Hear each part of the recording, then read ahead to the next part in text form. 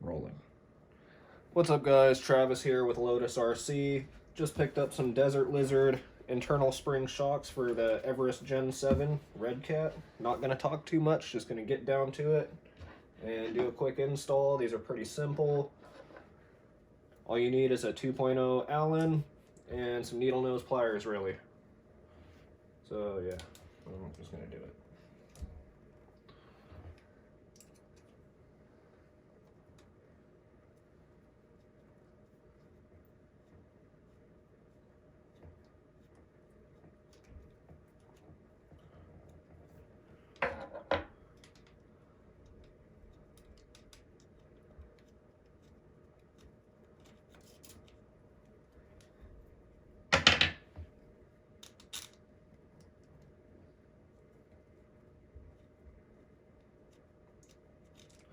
Okay, now we got the link disconnected.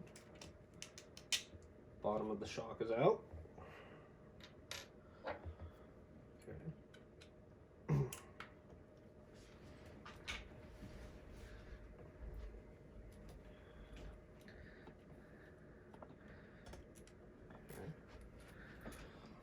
There's one shock off.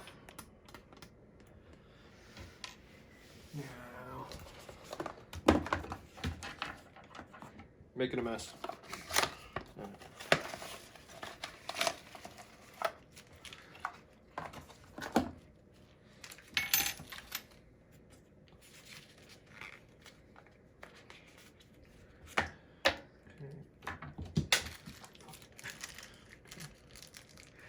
Quit throwing stuff.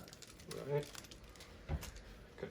So now with a Redcat vehicle, you can use the lower ball end that comes with a Desert Lizard shock, but you want to use this upper end here or else the shock will not clear the frame. So you want to use this little guy right here off of your stock shock with a Desert Lizard. I'll show you.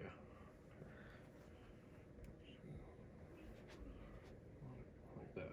Okay.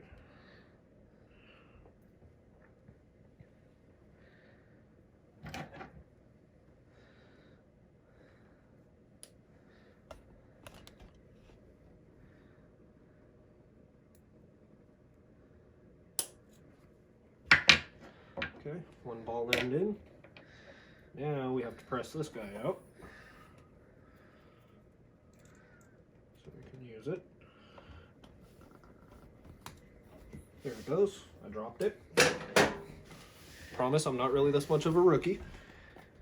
Well, he's a much better mechanic and driver than I am, which is why he features in a lot of my driving videos and why he is doing the Redcat mod series. Plus, I'm not going to be modding my Redcat much because I intend to own many vehicles. This was my first crawler bought for me by my brother here, and I plan to build this truck and comp it. Yeah, you should watch the teaser video if you haven't seen it already of my bone stock Gen 7 driven by rookie me making our buddy Tim's Traxxas TRX4 look like a joke trying to climb a boulder.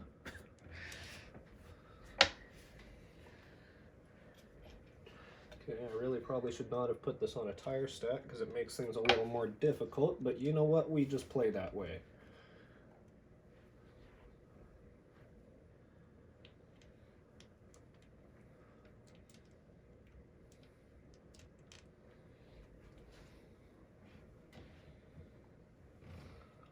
Okay, now I gotta put my lower link back.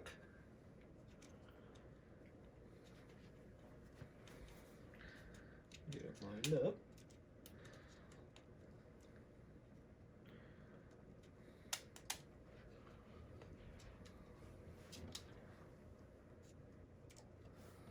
Sometimes this can be a bit of a pain. Might be easier to just do this.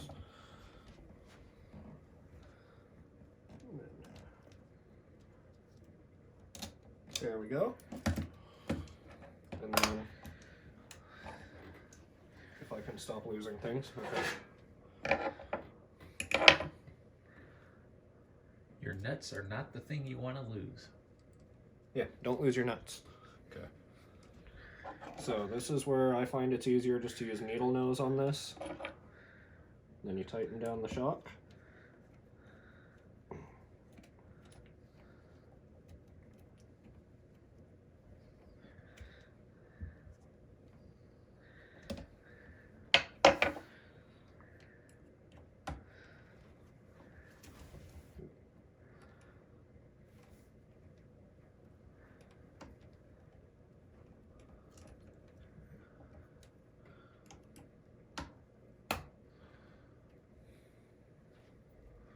Okay, there you have it. One side complete. Now let's move on to the others.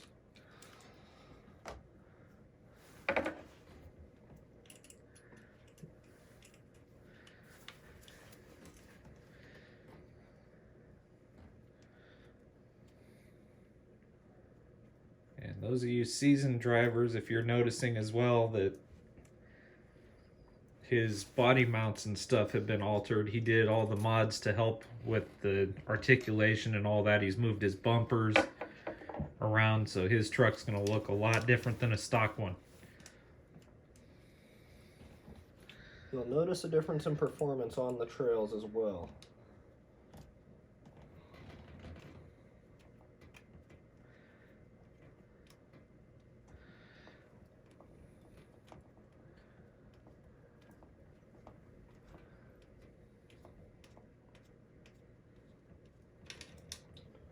There we go. Again, guys, don't drop your nuts. Pull that bolt. Out it comes. Okay. You're going to need to protect your nuts, especially when your wife finds out how much your hobby really costs.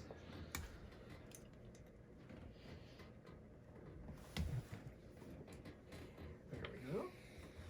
Got the extra ball end needed there.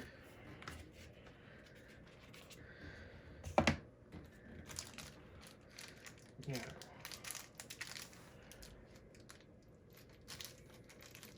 I need my other kit. Not a cool looking shock.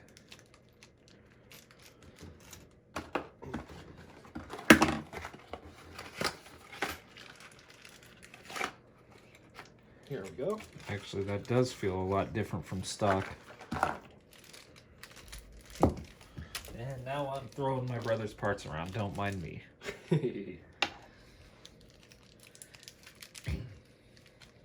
I'm just gonna make life easy on myself here.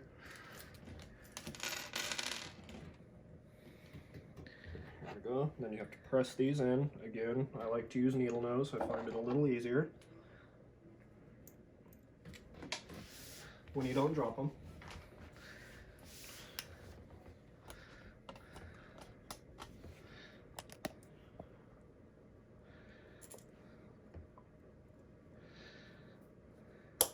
There we go.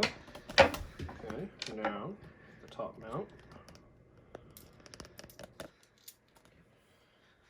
Set in.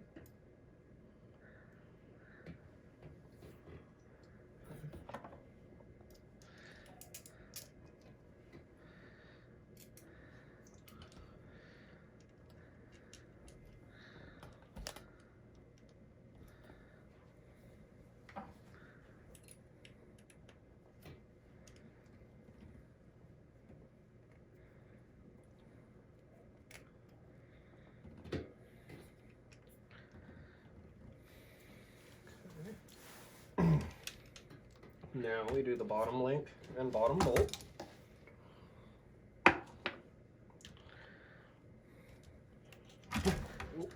Aside from things sliding around, this really is a pretty simple process. I just don't have the biggest bench to work with here. Yeah, we need to fix that.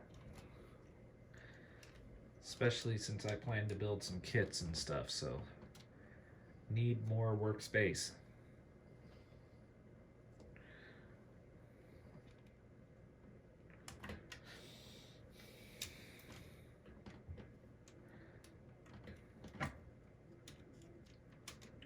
And guys, we do have it planned to set up a little shop area, so we'll be able to do some better footage for you guys in a better work area. But right now, We're rocking we with be what we rookies got. and peasants. This is how you do it when you're just a couple of farm boys out of Lotus. Hence the name Lotus RC. Also, check me out on Instagram, SurvivorCrawls530. Had a serious work accident.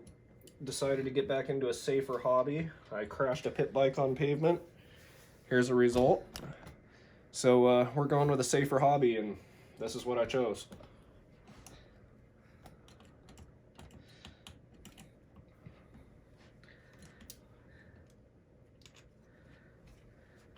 Okay, there we go. Front done. Now we'll complete the rear, and you guys will see a full set of Desert Lizard shocks on this thing. In my opinion, they look far better than stock. They give everything a cleaner look. Everything looks more uniformed on the truck. The next thing you'll probably see him doing to this thing is these little axle housing things here, because one of them snapped on him. So he's got an aluminum set of those on the way. I sent her a little too hard. This is what happens when you identify as a piece of mail, because all you do is send it. And I was being stupid and snapped the bumper off of mine. So I have a bumper coming. Okay, now guys, I'm going to try something a little different here. I'm going to try and mount the rear shock from the bottom first, since that bottom link's kind of a pain, really.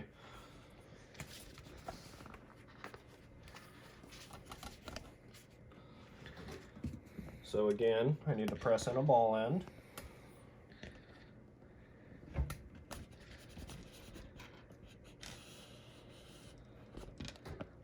Sorry about the shaking camera, guys. I'm trying to get you a better angle on what he's doing down here.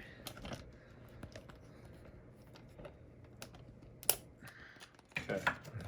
So again, I need the stock top joint out of my original shock, because the Redcat vehicles, you will not clear the frame with this right here if you don't have this spacer.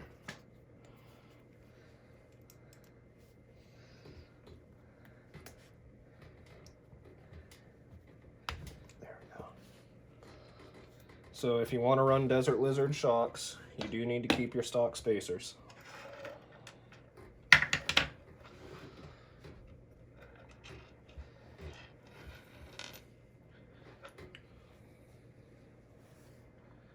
So we're going to do this bottom first. See if it makes things a little bit easier. I'll rip the body off of mine so we can show them the difference between the two. Alrighty.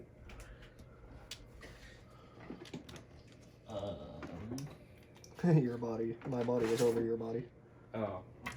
I thought I was missing all 4 clips suddenly. No. About to say, what the hey?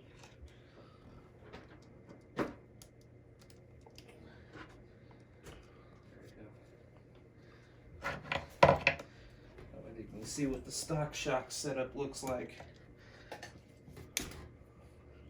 compared to the Desert Lizards.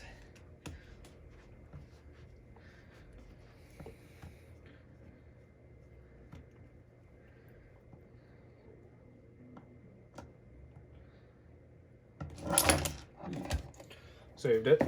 We're cool. Okay. So now we just need to mount that top. So we need our stock ball end here. And then there is a beveled side to the shock that sits on this. There's always extra parts, and I'm not sure why.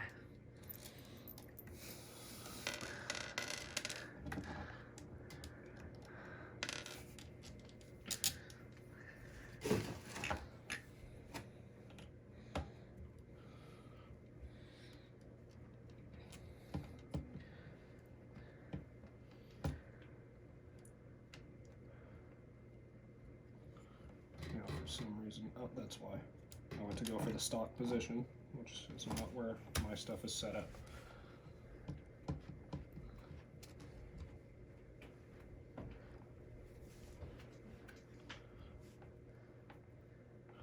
Alrighty guys, and I'm just going to go ahead and throw the wheels back on this thing so you can see the chassis sitting here with everything mounted up. See how it should look.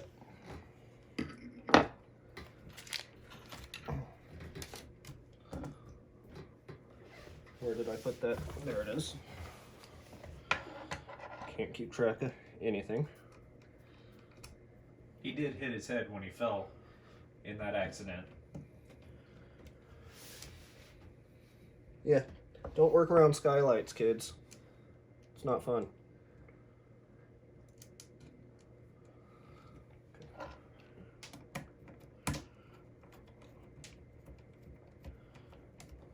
Pretty sure I'm probably mounting my tires in the wrong direction, but hey, more grip. I don't think these are directional, are they?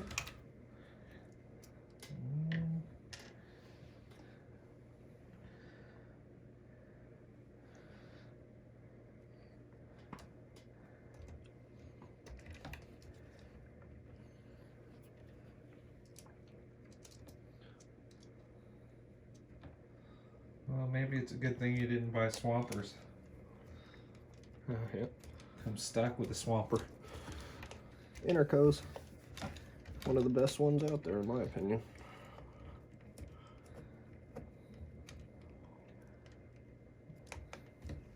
Alright, wheels are on with one side here. Oh good, I got it. Okay.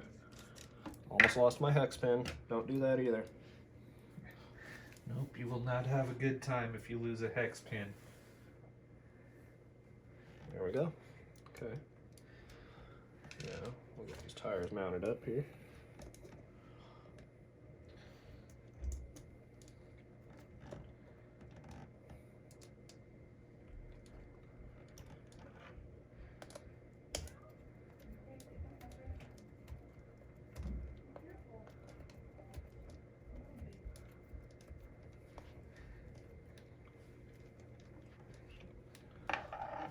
Okay, last one. And I'll show you guys.